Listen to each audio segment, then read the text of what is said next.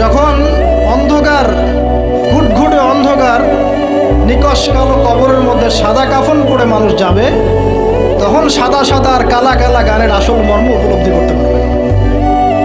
যখন সাদা কাফন পরে অন্ধকার, নিকষ কালো অন্ধকার কবরে মানুষ যাবে না, ওই মোমেন্ট যখন মুনকার এবং নেকিরের সাথে দেখা হবে, নাকিরের সাথে মালাকুল মউতের সাথে সাক্ষাৎ হবে, তার আগে লাশ নিয়ে যাবে আর সে বলবে, কোথায় নিয়ে যাচ্ছ আমাকে, কোথায় নিয়ে যাচ্ছ? ভয়ে আটকে উঠবে।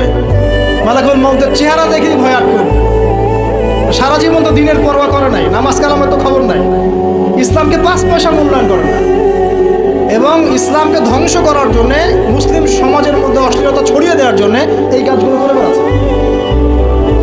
যখন এই অবস্থা তাদের হবে, কবরে প্রশ্নগুলো করা হবে এবং হাতুড়ি দিয়ে পিটানো হবে, 70 গজ মাটির নিচে যখন আত্মা যাবে সিজ্জিনে, তখন বুঝে আসবে কোনটা সাদা ছিল আর কোনটা কালো ছিল।